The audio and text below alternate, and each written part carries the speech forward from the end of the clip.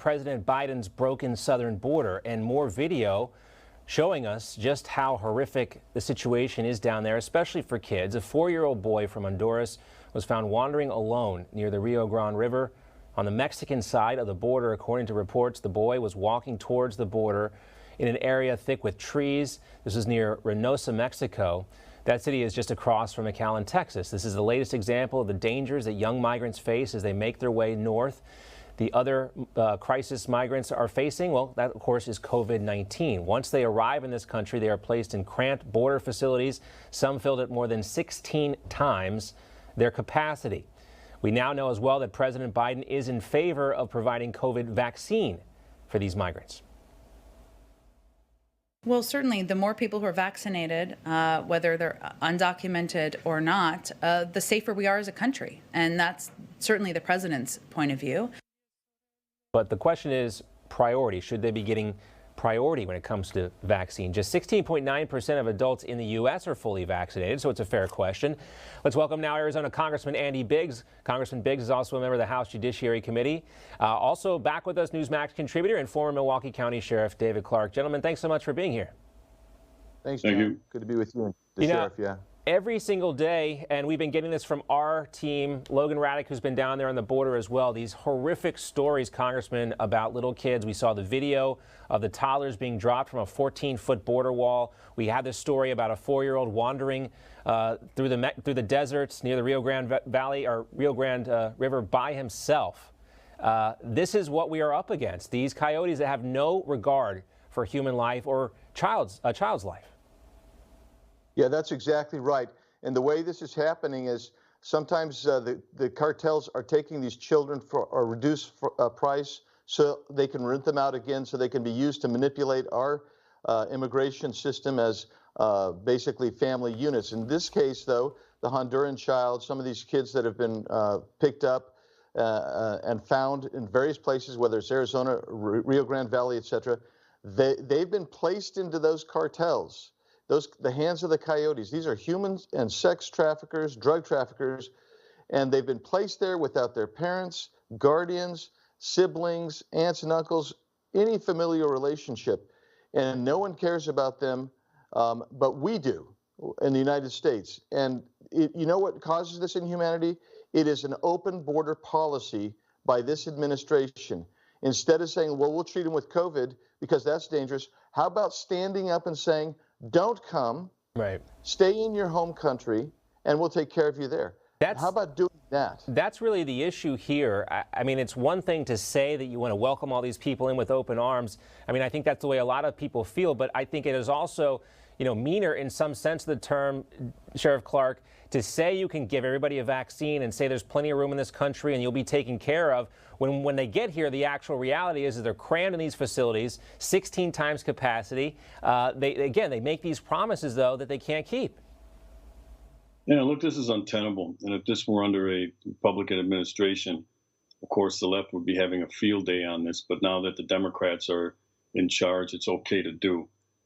We're not better off as a country letting all these individuals come into the country. You have to control the borders. It has to be a controlled access. It's out of control right now, and that's why I said this is untenable. I think these are human rights abuses. That's what the GOP and Congress should do. They need better talking points. These are human rights abuses, for heaven's sakes, from the Biden administration. So until we get more pushback and a better narrative from the GOP on this issue, the Democrats are going to get away with it. I want to switch topics, too, because this has been going on for like a year. We're going to get off immigration, but something else that's been happening for a while now. We've seen a constant, every single month, it seems like a record number of Americans applying for gun background checks. But at the same time, we also see the left's great American gun grab ongoing. Democrats have been pushing President Biden for weapon limits, those pushes have been getting harder ever since these recent shootings. March saw a record number again of FBI-conducted background checks for firearm purchases. According to the FBI, they were up 36% from March to February to 4.7 million applications here.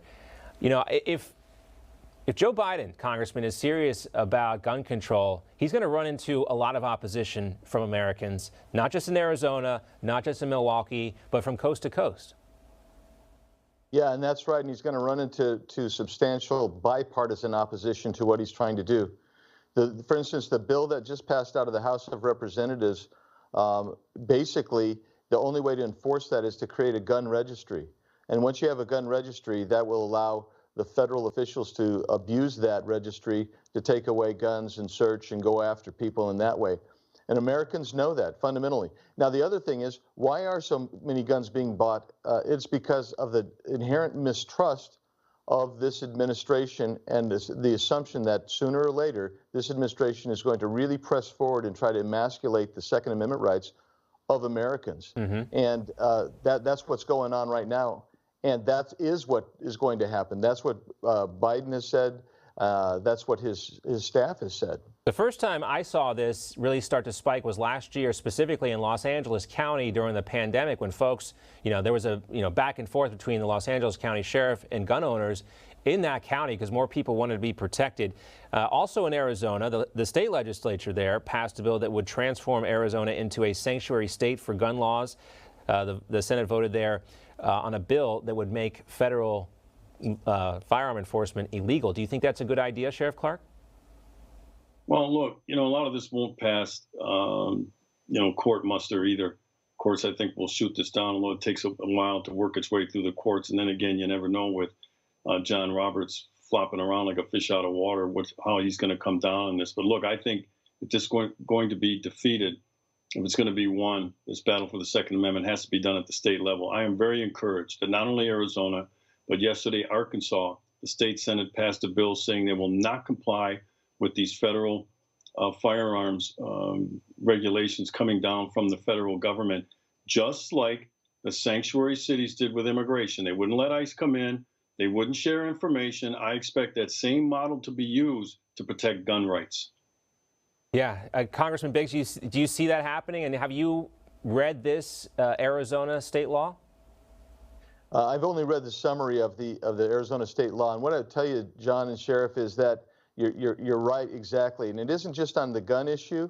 It is on state legislatures are going to have to nullify, if you will, a lot of the federal overreach that's there. And if we're going to get back to a truly federalist type of nation, which allows for the maximum amount of our rights to be protected from an overbearing government, it's going to be the state legislatures do it. And so I applaud what's going on in Arkansas and Arizona and at least a half a dozen other states on whether it's gun rights or other issues where they're trying to say we're not going to let the federal government come in and intervene and crush us. No, it's a great point, Congressman, and you bring this up. And in Arkansas also, we talked about their transgender bill that was passed this week. We talked about that in Mississippi. We've also talked about these voting integrity laws in Florida and Georgia as well. We do see more pushback from state legislatures in this whole idea of federalism. You hope to see that takes root and folks put more time and energy and focus on that. Gentlemen, great to see you both. Thanks so much, Congressman Andy Biggs, also Sheriff David Clarke. We appreciate it. Thanks, John. Hi, Emma Reckenberg here. If you like this video, there's a whole lot more to see on Newsmax TV. You can watch for free right here on our YouTube live stream and be the first one here each time our experts break down real news. Just hit that subscribe button, ring the bell icon, and stay with us on America's fastest growing cable news channel, Newsmax TV.